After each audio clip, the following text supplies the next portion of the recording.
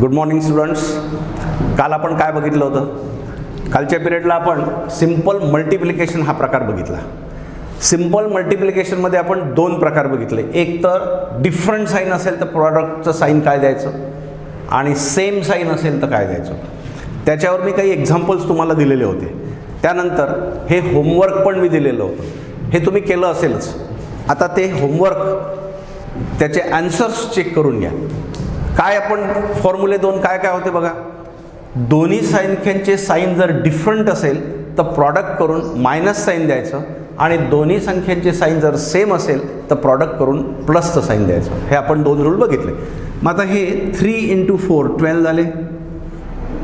3 × 4 12, पण साईन कसे आहे? डिफरंट आहे म्हणून मायनस साईन द्यायचं.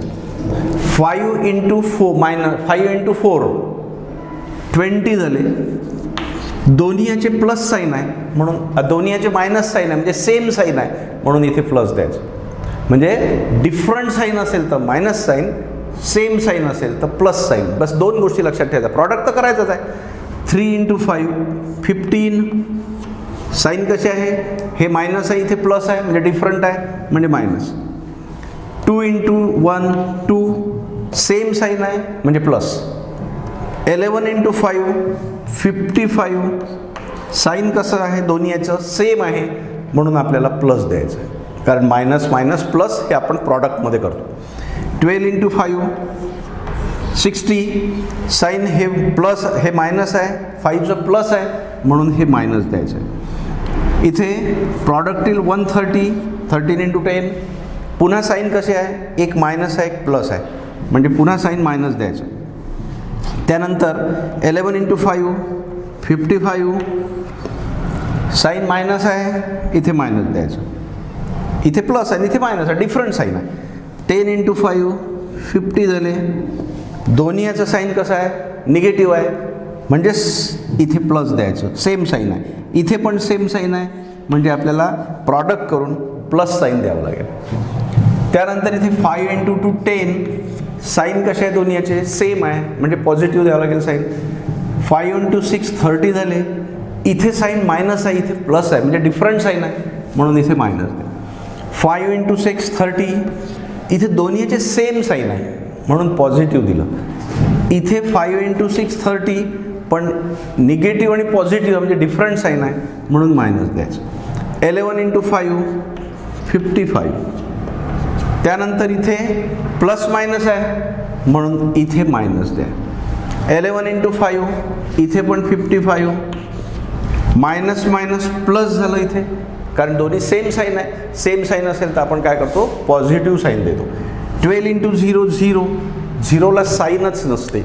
इथे मायनस जरी असेल तरी आपण प्लसच 0 लिहिणार आहे कारण 12 × 0. कारण झिरोला कोणत्याही संख्येने मल्टिप्लाय केलं तर त्याचं ॲन्सर 0च येते. 10 × 5 50 झाले. दोन्ही प्लस साईन आहे. प्लस साईन जर असेल तर प्लसच देणार कारण सेम साईन आहे. 12 × 10 120. त्याच्यानंतर इथे साईन कशी आहे? हे मायनस आहे, इथे प्लस आहे म्हणून डिफरंट साईन आहे. 5 × 5 25.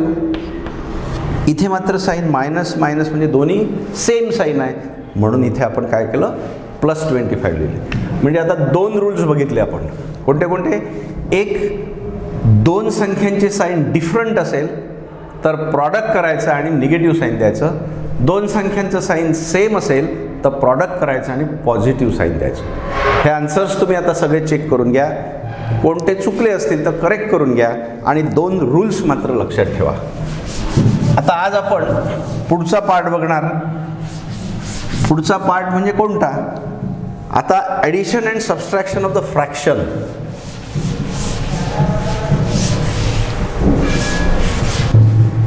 Addition and subtraction of the fraction हे सगळ्यात महत्त्वाचं आहे. पण आता त्याच्यातही वेगवेगळे प्रकार आहेत. सेम डिनॉमिनेटर असेल तर कसं करायचं? डिफरंट डिनॉमिनेटर असेल तर एलसीएम कसा काढायचा? या सगळ्या गोष्टी आपल्याला पाहायच्या आहे. आता इथे addition and subtraction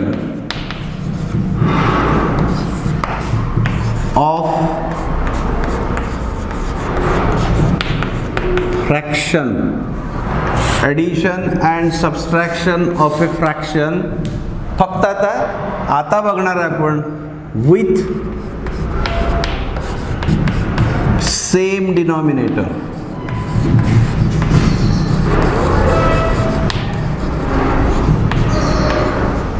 denominator same असेल तर ॲडिशन आणि सबस्ट्रॅक्शन कशी करायची हे आपण आजच्या पिरियडमध्ये बघणार आहे. आता याच्यामध्ये सगळ्यात पहिल्यांदा 1/2 प्लस 3/2 डिनॉमिनेटर सेम आहे. मग डिनॉमिनेटर सेम असेल तर काय करतो आपण, हा जो डिनॉमिनेटर आहे तो जो आहे तोच लिहायचा, एलसीएम काढायचं काम नाही. ते 2 डिनॉमिनेटर आहे तोच त्याचा एलसीएम असतो. आणि ज्या वेळेला डिनॉमिनेटर सेम असेल त्यावेळेला न्यूमरेटरची ॲडिशन करून टाकायची, म्हणजे 1 + 3. काय केलं आपण, सेम डिनॉमिनेटर आहे, याचा डिनॉमिनेटर 2 आहे, याचा डिनॉमिनेटर 2 आहे. हा फ्रॅक्शन 1/2 असतो, आपण हा 3/2 असतो. मग 1/2 म्हणजे डिनॉमिनेटर 2 आहे, 3/2 म्हणजे डिनॉमिनेटर 2 आहे. दोन्हीचा डिनॉमिनेटर सेम आहे. जर डिनॉमिनेटर सेम असेल तर डिनॉमिनेटरमध्ये 2 लिहून टाकायचे, तोच एलसीएम आहे असं समजायचं. त्याच्यानंतर जर डिनॉमिनेटर सेम असेल तर न्यूमरेटरची ॲडिशन किंवा इथे सबस्ट्रॅक्शन असेल तर सबस्ट्रॅक्शन करायची. आलं लक्षात आलं. इक्वल टू हे झाले 4/2 आणि 4/2 म्हणजे 2, कारण 2 2 आलं. हे झालं फर्स्ट एक्झाम्पल. सेकंड बघा. आता समजा 5/4 असेल मायनस 3/4 असेल. सगळं सारखं आहे, फक्त इथे पॉझिटिव्ह साईन आहे, इथे निगेटिव्ह साईन आहे, बरोबर आहे. इक्वल टू तुम्हाला आता सांगितलं डिनॉमिनेटर जर सेम असेल तर तो जसच्या तसा लिहून टाकायचा. 4 आहे दोन्ही याचं.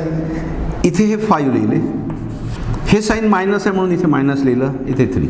इथे जर प्लस साईन असतं तर इथे मी प्लस लिहिलं असतं. आता इथे काय आलं, 5 - 3 म्हणजे 2/4. 2/4 म्हणजे 1/2. तुम्ही काय करता बरेच वेळा, 2 1 जा 2 2 जा, हे बरोबर करता, पण इथे आन्सर लिहितं 2. हे 2 नाही लिहायचं आहे, कारण हा 2 कुठे आहे, हा डिनॉमिनेटरमध्ये 2 आहे. आणि म्हणून आपण 2 1 जा आणि इथे 2 2 जा म्हणजे 1/2 याचा आन्सर आला, हे लक्षात घ्या. इथे नेमकी तुम्ही चूक करता. त्यानंतर थर्ड एक्झाम्पल. हे काय करायचं आहे, तुम्ही ज्यावेळेला तुम्ही व्हिडिओ बघाल त्यावेळेला याच्यातून पाहून नाही लिहायचं, फक्त एक्झाम्पल पाहून लिहायचं, हे एवढं. आणि हे आपल्या मनाने सोडवायचं, हे लक्षात घ्या. याची एक वही तयार करून त्या वहीत सगळं डिटेल्स लिहून घ्या, तरच तुम्हाला त्याचा फायदा होईल. म्हणजे नंतर केव्हाही तुम्ही आज 7वीत असाल, 8वीत असाल, 9वीत असाल, 10वीत असाल, कोणत्याही वर्गात असाल, तर तुम्हाला ह्याचं केव्हाही काम पडू शकते. तर तुम्हाला जेव्हा केव्हा काम पडेल तेव्हा तुम्ही ताबडतोब ती वही उघडून पाहू शकाल कसं सोडवलेलं आहे. म्हणून एक सेपरेट वही करा आणि पिरियड वाईज बरोबर त्याचा अभ्यास करा. पहिला पिरियड, दुसरा पिरियड, तिसरा पिरियड, असं जर केलं तर बरोबर सगळं समजेल. म्हणून त्या वहीमध्ये तुम्ही काय करायचं, हे पहिल्यांदा बघताना व्हिडिओ पूर्ण बघून घ्यायचा, समजावून.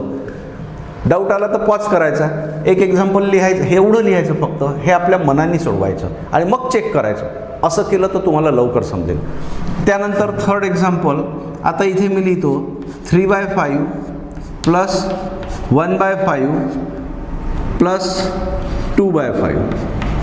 आता इथे काय आहे बघा बरं, पुन्हा डिनॉमिनेटर सेम आहे, फक्त काय झालं 3 आहे 2च्या ऐवजी फ्रॅक्शन. मग आता इक्वल टू हा डिनॉमिनेटर सेम आहे तर मी हा लिहिला 5, जो आहे तो लिहिला, कितीही असो फ्रॅक्शन. मग इथे आता इथे 3, मग +1 हे +2. म्हणजे काय केलं, डिनॉमिनेटर सेम आहे तर जो डिनॉमिनेटर आहे तो लिहून टाकला. त्याच्यानंतर न्यूमरेटरची ॲडिशन असल्यामुळे, इथे ॲडिशन असल्यामुळे ॲडिशन केली. मग हे झालं आता 3 + 1 4 + 2 म्हणजे 6/5. याचं आन्सर आलं 6/5. समजून राहिलं आहे. त्यानंतर बघा आता 9/4 प्लस 3/4 मायनस 5/4. आता काय, पुन्हा 3 आहेच, एक प्लस एक मायनस साईन आहे, काही फरक नाही पडणार. इक्वल टू पुन्हा डिनॉमिनेटर 4 आहे, तो मी लिहिला जसच्या तसा. आता काय करायचं आहे, हे 9 हे +3 मायनस 5.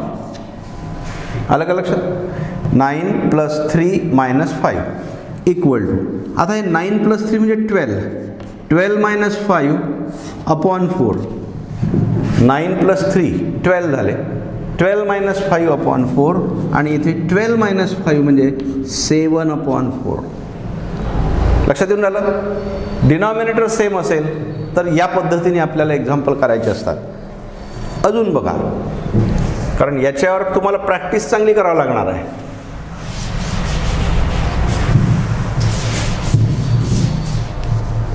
त्यानंतर एक 5th एक्झाम्पल, 11/5 -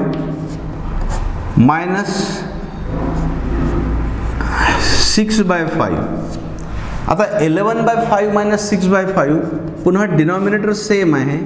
हे 11 - 6 इक्वल टू डिनॉमिनेटर सेम आहे तो लिहिला आणि 11 - 6 लिहिले. आता 11 - 6 म्हणजे किती? 5, म्हणजे 5 अपॉन 5. आता 5 अपॉन 5 म्हणजे किती झाले?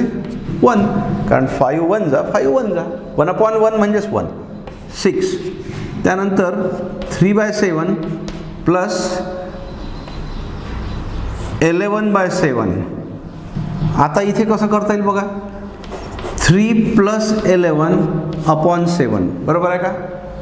3 + 11, 7 डिनॉमिनेटर सेम असल्यामुळे लिहिला आणि हे 3 + 11 लिहिले इक्वल टू 3 + 11 किती झाले? 14/7 आणि 14/7 म्हणजे 2. कारण इथे रिड्यूस करायचं आपल्याला, जेवढं करता येईल तेवढं. तुम्ही काय करता? इथेच थांबता. मग इथे थांबले की तुमचे मार्क कटतात. म्हणून इथे 7 1 जा 7 2 जा म्हणून आलं इथे 2 ॲन्सर आलं. त्यानंतर 1/12 प्लस 2/12 मायनस 7/12 इक्वल टू, पुन्हा डिनॉमिनेटर सेम आहे तो जसा तसा लिहून टाकला मी. न्यूमरेटरमध्ये हा 1 + 2 - 7 इक्वल टू 1 + 2 म्हणजे 3 - 7/12. लक्षात आलं? काय केलं? 12 दिला, 1 + 2 - 7, 1 + 2 म्हणजे 3 - 7. आता 3 - 7 आपण पहिल्याच पिरियडला बघितलं होतं. दोन्ही याचे साईन कसे आहे? डिफरंट आहे. मग डिफरंट असेल तर आपण काय करतो? याची सबस्ट्रॅक्शन करतो, म्हणजे 7 - 3 करतो म्हणजे 4 आणि साईन कोणता देतो? लार्जर नंबरचं साईन देतो. हे 12 लिहिले, तर त्याचा उपयोग आपल्याला इथे होऊन राहिला, लक्षात घ्या. म्हणून मी पहिल्या दिवशी जे शिकवलं किंवा जे सध्या शिकवणार आहे हे तुम्हाला कुठेतरी 6 पासून तर 10th पर्यंत कुठेतरी कामात पडणार. अर्थात 11 12ला पडणारच आहे. म्हणजे कुठेही मॅथमॅटिक्स हा सब्जेक्ट असला तर हे कुठे ना कुठे कामात पडणार आहे. कॉम्पिटिटिव्ह एक्झाम द्याल तिथे सुद्धा हे सगळं कामात पडणार. -4/12 हे कसे लिहिता येईल? आता 4 1 जा 4 3 जा म्हणजे -1/3 होईल, कारण 3 डिनॉमिनेटरमध्ये येतात आता इथे. लक्षात आलं? त्याच्यानंतर 12/7 plus 1/7 plus 3/7 plus 4/7 equal to, denominator 7 आहे तो लिहिला. आता न्यूमरेटरची सगळी ॲडिशन आहे, म्हणजे 12 + 1 + 3 + 4 इक्वल टू, आता 12 + 1 13, 13 + 3 13 + 3 16, 16 + 4 म्हणजे 20, 20/7. हे झालं एक एक्झाम्पल. लक्षात येऊन राहिलं तुमच्या सगळ्यांच्या?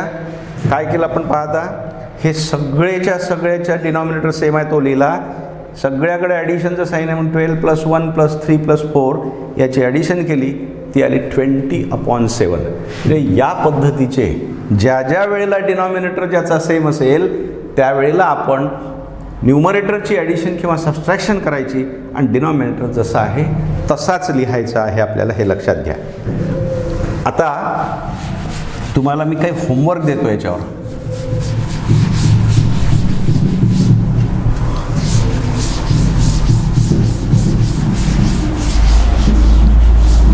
होमवर्क पाहू आता आपण.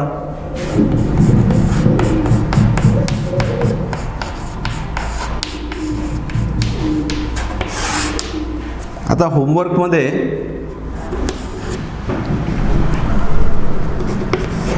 5/6 + 1/6, second 9/7 plus 3/7, third 11/2 plus 1/2 minus 3/2, fourth 7/2 minus 9/2, fifth 11/7 minus 12/7, sixth